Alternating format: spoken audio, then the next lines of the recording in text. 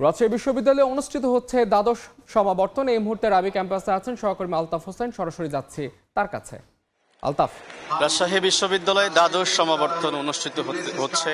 ইতিমধ্যেই অনুষ্ঠান শুরু হয়েছে। কিছুক্ষণ আগে কুরআন তেলাওয়াত, ত্রিপিটক পাঠ, বাইবেল পাঠ এবং জাতীয় সঙ্গীতের মধ্য দিয়ে আসলে সমাবর্তন শুরু হয়েছে। এই মুহূর্তে বক্তব্য চলছে। কিছুক্ষণ আগে বক্তব্য শুরু হয়েছে বিশ্ববিদ্যালয়ের উপাচার্য ফিরোজউদ্দিন খান, তিনি বক্তব্য রেখেছেন। এরপর ধারাবাহিকভাবে কিন্তু আমরা বক্তব্য রাখতে দেখছি বিশ্ববিদ্যালয়ের শিক্ষকদের।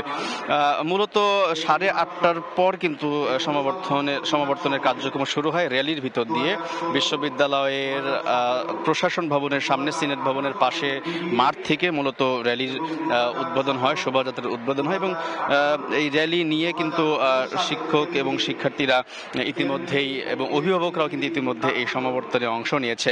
আমরা জানি যে সমাবর্তনে মূলত 60, 61 এবং 62তম ব্যাচের মোট 5,969 জন শিক্ষার্থী গ্র্যাজুয়েট তারা অংশ নিয়েছেন এবং এই সমাবর্তনে আমরা জানি বক্তব্য রাখবেন এবং ইতিমধ্যেই অনুষ্ঠানে উপস্থিত হয়েছেন মাননীয় শিক্ষা উপদেষ্টা প্রফেসর ডক্টর চৌধুরী রফিকুল আবরার এবং এখানে বিশেষ অতিথি হিসেবেও উপস্থিত হওয়ার কথা রয়েছে পরিকল্পনা উপদেষ্টা অধ্যাপক ডক্টর ওয়াহিদুদ্দিন মাহমুদ এবং বক্তব্য রাখবেন বাংলাদেশ বিশ্ববিদ্যালয় মঞ্জুরি কমিশনের চেয়ারম্যান অধ্যাপক ডক্টর এস.এম. ফায়েজ।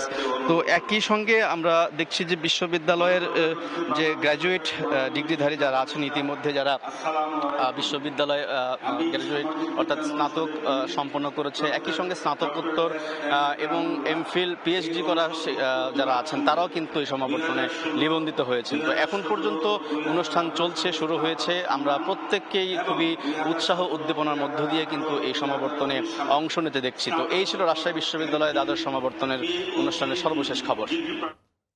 6 বছর পর রাজশাহী বিশ্ববিদ্যালয়ে অনুষ্ঠিত হচ্ছে দ্বাদশ সমাবর্তন। সেখান থেকে সে খবর জানাচ্ছিলেন সহকর্মী আলতাফ হোসেন।